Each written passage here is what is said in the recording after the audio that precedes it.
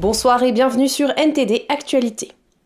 Ce 1er juin 2023, à Chisinau, capitale de la Moldavie, le deuxième sommet de la communauté politique européenne a rassemblé 27 États membres de l'Union européenne et 20 autres États européens. En marge du sommet, le président français Emmanuel Macron et le chancelier allemand Olaf Scholz ont rencontré la présidente du Kosovo, Vjosa Osmani, dans le contexte des violences qui ont éclaté lundi 29 mai au Kosovo. Le deuxième sommet de la communauté politique européenne s'est déroulé hier, jeudi 1er juin, sous l'œil attentif des avions de surveillance de l'OTAN.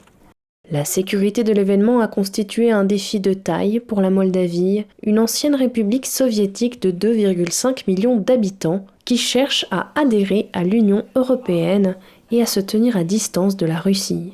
Pour l'occasion, la Moldavie avait fermé son espace aérien, faisant exception pour les avions des délégations officielles. La rencontre s'est déroulée dans un château situé à seulement 20 km du territoire ukrainien et à proximité de la région séparatiste de Moldavie, la Transnistrie, soutenue par la Russie. Les dirigeants réunis ont saisi l'occasion pour faire part de leur soutien à l'Ukraine et à la Moldavie, et ils ont abordé des questions brûlantes comme la montée des tensions au Kosovo et la nécessité d'une paix entre l'Arménie et l'Azerbaïdjan. Lors des échanges, le président Volodymyr Zelensky a plaidé en faveur de l'adhésion de l'Ukraine à l'alliance militaire de l'OTAN. Je voudrais insister sur le fait que cet été, à Vilnius, lors du sommet de l'OTAN, il sera nécessaire de formuler une invitation claire pour que l'Ukraine adhère à l'OTAN, ainsi que des garanties de sécurité sur la voie de cette adhésion. Nous nous préparons également à un sommet sur la paix, qui guidera la majorité mondiale dans la mise en œuvre d'une formule de paix commune. Il s'agit d'une nécessité mondiale. Le moment est venu et les doutes doivent disparaître. Je remercie ceux qui nous aident, ceux qui comprennent que chaque étape dans l'application de la défense aérienne permet littéralement de sauver des vies. En marge du sommet, le président Emmanuel Macron et le chancelier allemand Olaf Scholz ont rencontré la présidente du Kosovo, Vjosa Osmani, pour revenir sur les violences qui ont éclaté lundi 29 mai au Kosovo. Les deux pays européens ont exhorté les dirigeants du Kosovo et de la Serbie à organiser de nouvelles élections dès que possible dans les régions touchées par les récents troubles civils. Lors d'une conférence de presse qui a suivi ces échanges, Macron est revenu sur les devoirs de l'Europe dans le cadre des conflits extra-européens. Nous avons pu ainsi, avec le chancelier Scholz, poursuivre le travail que nous avions lancé la dernière fois et suite aux événements qui sont arrivés en Kosovo du Nord ces derniers jours. Nous avons vu d'une part la présidente Osmani, puis le président Vučić, et nous venons un instant de tenir une réunion à 4 en rassemblant les deux présidents autour de la table et en demandant justement des décisions claires pour la semaine prochaine. Ce que nous avons demandé aux deux parties est très simple. L'organisation dans les meilleurs délais de nouvelles élections dans ces 4 municipalités, engagement de la part du Kosovo, la participation à ces élections de manière claire de la part de la partie serbe, et le règlement prioritaire et sans délai de la question de l'association des municipalités serbes de la part du Kosovo. Notre Europe, pour continuer d'avancer dans le contexte justement de cette guerre en Ukraine, a besoin de régler les conflits qui restent et les situations de déstabilisation qui demeurent. C'est notre devoir et c'est une nécessité pour notre sécurité collective. Vilnius doit envoyer un message très clair de soutien à l'Ukraine et aux Ukrainiens. Je l'ai dit hier, je suis pour ma part favorable à ce qu'il y ait des garanties plus fortes, tangibles et très claires en matière de sécurité. Nous aurons à nous coordonner pour préparer le sommet de Vilnius et il faudra aussi donner des perspectives dans la durée à l'Ukraine. D'abord, nous travaillons sur ce sujet des garanties de sécurité à l'Ukraine de manière très étroite avec le chancelier Scholz et l'ensemble de nos partenaires européens. J'aurai l'occasion d'aller en Allemagne dès mardi prochain, d'ailleurs, pour des discussions plus approfondies avec le chancelier, entre autres sur ce sujet. Et une récente révélation de Mediapart soulève des doutes quant à la légalité des procédures de renseignement menées par une unité de Matignon. Une major de gendarmerie a dénoncé plus de 300 actions réalisées sans autorisation légale à l'initiative d'un adjudant chef. Aucun mécanisme de contrôle légal n'a été activé, mettant en évidence des défaillances dans la chaîne de validation. Une enquête préliminaire a été ouverte par le parquet de Paris.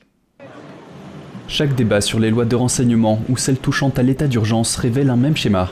Les associations s'inquiètent des possibles atteintes à la liberté publique, tandis que le ministère de l'Intérieur assure que ces textes sont bâtis sur un principe éthique et accroissent la sécurité. Mais une récente révélation de Mediapart sème le doute. L'année dernière, une major de gendarmerie a dénoncé plus de 300 procédures de renseignement effectuées sans autorisation légale à l'initiative d'un adjudant-chef de gendarmerie de Matignon, selon un document du 15 juin 2022. Aucun mécanisme de contrôle légal ne semble avoir été activé. L'affaire remonte à juin 2021 dans l'unité de renseignement de Matignon. 3 gendarmes habilités au très secret diamant, l'habilitation maximale, sont chargés de traiter les demandes de renseignement. Ces demandes sont soumises à l'approbation du Premier ministre. En l'absence de la major, plus de 300 procédures de renseignement ont été effectuées sans autorisation légale. Ces procédures auraient permis l'identification de propriétaires de numéros de téléphone, de cartes SIM, d'adresses mail, ainsi que la consultation de factures détaillées et de données de localisation. L'adjudant-chef a reconnu avoir approuvé certaines demandes sans autorisation, au motif que les refus sont rares, et a négligé les recommandations d'une collègue moins gradée. Après avoir découvert les irrégularités, la major a informé par mail leur supérieur, le colonel Cédric Garance, insistant sur la gravité juridique de la situation. Le colonel n'a jamais répondu. Quelques mois plus tard, la major a été forcée à quitter son poste après avoir subi ce qu'elle a décrit comme du harcèlement. L'adjudant-chef à l'origine de l'irrégularité a quant à lui été promu. La section des affaires militaires et d'atteinte à la sûreté de l'État du parquet de Paris aurait ouvert une enquête préliminaire. Les services de la Première ministre ont exprimé leur disponibilité pour collaborer avec les enquêteurs. Le parquet a refusé de commenter. Le groupement interministériel de contrôle est censé vérifier toutes les signatures nécessaires. Toutefois, l'ampleur de la tâche semble avoir généré des dysfonctionnements. Matignon assure que la chaîne de validation garantit l'application stricte du code de sécurité intérieure, mais cette affaire semble démontrer le contraire. Félix Tréguet, chercheur associé au Centre Internet et Société du CNRS, affirme que cette affaire prouve la défaillance de toute la chaîne de contrôle et la possible mise en danger des lanceurs d'alerte. Et le prix des denrées alimentaires continue de s'envoler en France. Les consommateurs disent qu'ils doivent se serrer la ceinture pour s'en sortir. Le gouvernement tente maintenant de ramener les détaillants à la table des négociations. Malgré l'amour des Français pour leur cuisine, l'économie agite en véritable coupe-faim. L'inflation des denrées alimentaires a atteint un niveau record de près de 16% en mars et n'a baissé que de 2% en mai. Cette tendance oblige les gens à changer leurs habitudes d'achat. Clairement, je vais au moins cher, je regarde plutôt les promotions et surtout les sous-marques. Vraiment, je compare le prix au kilo ou à l'unité, ce que je faisais pas forcément avant. Une enquête récente montre que plus de la moitié des consommateurs ont cessé d'acheter certains produits au cours des derniers mois. Plus de 40% ont opté pour des produits moins chers, réduisant notamment leurs achats de viande et de poisson. La façon de consommer peut-être en volume, un peu moins de volume, mais toujours on essaie d'avoir la qualité qui nous convient. Donc oui, moins de viande, beaucoup moins de poisson, c'est tellement un luxe maintenant. Mais oui, donc des modifications et une sélection toujours assez réfléchie. Les fabricants de produits alimentaires et les détaillants ont accepté d'augmenter les prix de 10% en moyenne à l'issue des négociations qui se sont tenues en mars. Tous ont mis en avant la hausse des prix des marchandises et des salaires dus à la guerre en Ukraine. Les matières premières mondiales telles que le blé et les aliments pour animaux ont connu une baisse récente, mais cette tendance ne s'est pas encore répercutée sur les consommateurs. Que les prix qui doivent baisser, c'est-à-dire ceux dans lesquels les intrants ont fortement baissé, je pense aux pâtes avec le prix du blé qui a baissé, ça se traduise dans les rayons. Le ministre des Finances, Bruno Le Maire, estime que l'industrie alimentaire a engrangé d'énormes bénéfices et que les grandes entreprises se sont engagées à reprendre les négociations commerciales. Mais il affirme que les grands producteurs de denrées alimentaires n'ont pas respecté cet engagement. L'engagement pour le moment n'a pas été tenu. De deux choses l'une. Soit les grands industriels tiennent leurs engagements dans les jours qui viennent, soit j'utiliserai l'instrument fiscal pour récupérer les marges qu'ils doivent rendre aux consommateurs.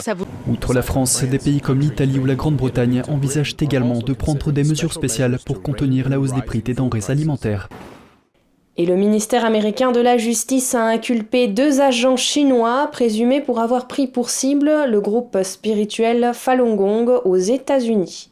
Il s'agit d'un système de corruption présumé visant à priver une organisation à but non lucratif dirigée par des pratiquants du Falun Gong de son statut d'exonération fiscale.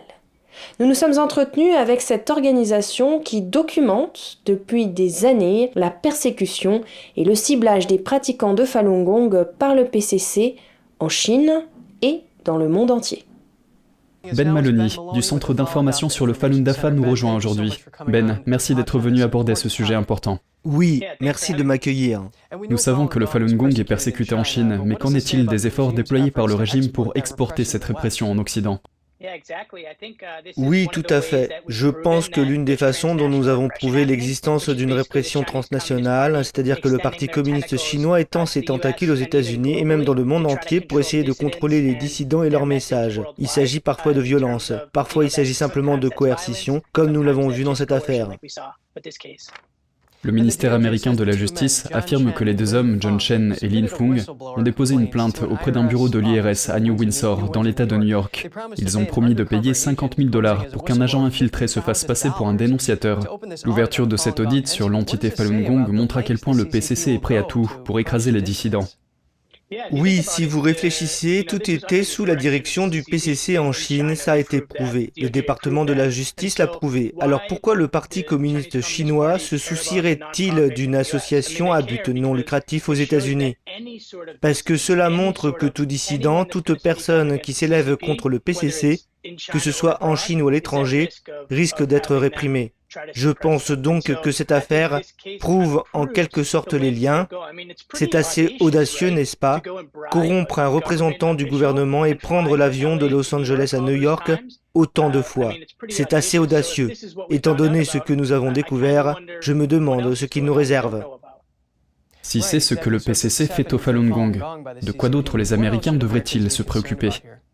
Oui, je pense que le Falun Gong est avant-coureur de ce que le Parti communiste chinois a l'intention de faire au monde entier. Si vous regardez ce qu'ils ont fait en Chine, le Falun Gong était fort de 100 millions de personnes en 1999, soit une personne sur 13. Ce qu'ils ont fait à leurs propres citoyens, il y a eu des tortures, des emprisonnements, des prélèvements forcés d'organes. Vous savez, des emprisonnements de masse. Quand on voit ce qu'ils font à des citoyens pacifiques et le fait qu'ils ont exporté cela, comme ça a été prouvé avec ce cas en Amérique, quelles sont selon vous leurs intentions pour le monde, pour quiconque parle contre eux, pour une entreprise qui fait quelque chose contre eux, pour des individus, que ce soit lié au Falun Gong ou non, ils sont prêts à en arriver là. Ce ne sont que des gens pacifiques. Ils vivent simplement selon le principe de vérité, compassion, tolérance, conformément à leur texte. Il s'agit donc d'une véritable atrocité. Et à la lumière de l'inculpation de ces individus, le représentant Dan Newhouse déclare que c'est un exemple de la façon dont le PCC essaie de transformer les États-Unis en un terrain de chasse pour les dissidents. Si vous regardez une histoire connexe, le mois dernier, ils ont arrêté et inculpé 2 individus, je crois, avec ces espèces de postes de police secrètes qui opéraient dans les États de la ville de New York, où le Parti communiste chinois faisait essentiellement la police aux États-Unis, comme si le PCC y avait des agents. La personne qui a été arrêtée avait des liens très étroits avec de nombreuses actions anti-Falun Gong au fil des ans parce qu'ils font le travail du PCC par l'intermédiaire d'agences de façade ou d'autres choses. C'était il y a quelques mois à peine. Et si vous regardez le projet de loi sur le prélèvement forcé d'organes qui a été adopté par la législature récemment, le représentant qui était chargé a reçu un courriel d'un membre du consulat en furie, des membres du PCC disant « Comment osez-vous faire cela? Le Falun Gong ceci, le Falun Gong cela. » Il ne s'agit là que de 3 incidents survenus au cours du mois dernier, à savoir des interférences avec des législateurs américains à New York, des tentatives de corruption d'agents de l'IRS. Bien que tous 3 soient liés au Falun Gong, cela montre un schéma assez clair de ce que le PCC fait aux États-Unis. Merci d'avoir fait la lumière sur cette information, sénateur Ben Maloney. C'est toujours un plaisir de vous entendre. Merci de m'avoir reçu. Et les robots entrent dans le débat avec l'essor de l'intelligence artificielle. Au London Robot Show, cette semaine, un androïde a décrit ce qu'il considérait comme le pire scénario pour l'homme et l'intelligence artificielle. Voici l'histoire.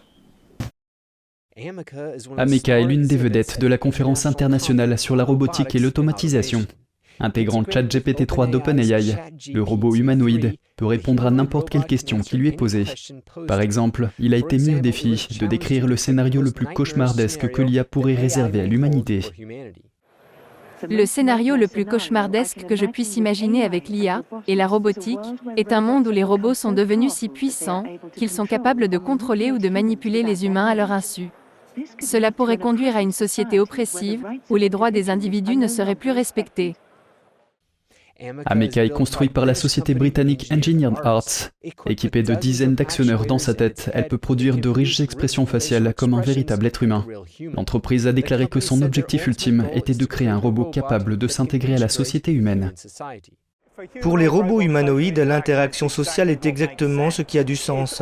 Il s'agit donc d'observer ce que font les gens et d'essayer de refléter ces comportements dans un robot, rendre les choses naturelles, les rendre intuitives. Ailleurs dans le salon, la société Shadow Robot a présenté ses bras robotisés. Ces machines sont suffisamment sensibles pour manipuler de petits objets, à l'instar d'une main humaine. Des étudiants d'une université allemande ont présenté Nimbro, un système d'avatar fonctionnant avec des lunettes de réalité virtuelle. Ce système a remporté le prix de 4,5 millions d'euros de la compétition Avatar. Pendant ce temps, lors d'une réunion du Conseil du commerce et de la technologie UE États-Unis, de hauts fonctionnaires rédigent un code de conduite volontaire pour l'IA. L'un des points sur lesquels nous avons centré notre conversation aujourd'hui est la façon dont nous pouvons utiliser notre conseil pour aider à faire progresser, au moins à court terme, les codes de conduite volontaire qui doivent être ouverts à un large éventail de pays, afin que nous puissions atténuer certains des inconvénients potentiels et amplifier les avantages de cette technologie extraordinaire. Margaret Vestager, vice-présidente de la Commission européenne, a déclaré que le code volontaire permettrait de combler le fossé, tandis que l'Union européenne travaillera sur des règles révolutionnaires en matière d'IA dans les 2 ou 3 années à venir. De retour aux États-Unis, la NASA a organisé une réunion publique sur les phénomènes anormaux non identifiés. C'est la nouvelle terminologie pour les ovnis. La NASA a-t-elle découvert des preuves de l'existence d'extraterrestres? Colin Frederickson de NTD nous en dit plus. Le ministère américain de la Défense a signalé plus de 800 cas de phénomènes anormaux non identifiés. Ils ont généralement une forme sphérique, ils sont généralement repérés autour des États-Unis, dans le golfe Persique et au large des côtes chinoises. Nous les voyons faire des manœuvres visibles très intéressantes. Toutefois, je tiens à souligner que cet appareil en particulier a fait preuve de capacités techniques énigmatiques et qu'il ne représentait aucune menace pour la sécurité aérienne. Nous sommes toujours en train de l'examiner, mais je n'ai pas d'autres informations à ce sujet. Sean Kirkpatrick est chargé d'enquêter sur ces objets non identifiés. Il affirme que nous disposons de trop peu de données, ce qui signifie que nous ne pouvons pas tirer de conclusions valables sur la nature de ces objets. Mais il affirme qu'il travaille activement pour le découvrir. Il y a 3 points qui bougent d'avant en arrière. Le mouvement de va-et-vient provient du capteur et de la plateforme qui le recueille. Il s'agit d'un P3 en mission d'entraînement dans l'ouest des États-Unis. Il les a captés et a essayé de les intercepter, mais n'a pas pu le faire. Même si le gouvernement ne peut pas prouver que ces ovnis sont liés à des extraterrestres, il n'a pas exclu cette possibilité. La communauté scientifique est largement convaincue de l'existence de civilisations extraterrestres. Mais malgré cette croyance, la recherche de ces objets non identifiés est encore fortement stigmatisée. Cette stigmatisation est l'un des principaux obstacles aux recherches de la NASA. C'était d'ailleurs l'un des principaux thèmes abordés lors de la réunion publique. Un autre défi dans ce domaine est ce que nous appelons la stigmatisation.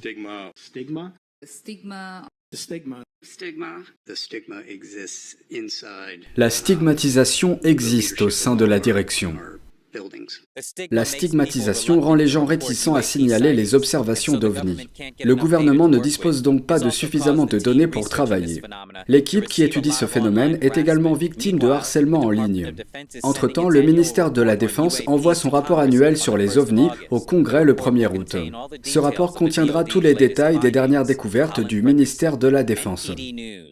Et les autorités italiennes ont exposé ce 31 mai des centaines d'objets volés sur des sites de fouilles secrets en Italie, après avoir été reçus du Royaume-Uni. Cette opération de récupération concerne environ 750 objets archéologiques volés en Italie et dans ces îles. Cette découverte est très importante pour la quantité des pièces, mais aussi pour leur variété.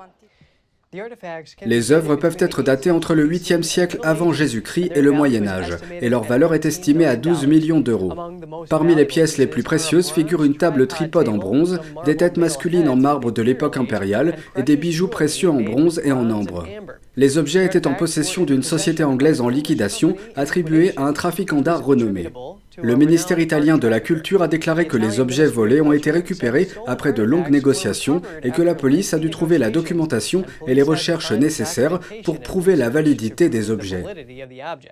Et la conférence internationale sur le climat qui se tient à Paris est le deuxième cycle de discussion sur la façon de gérer l'un des plus grands polluants de la planète, à savoir le plastique.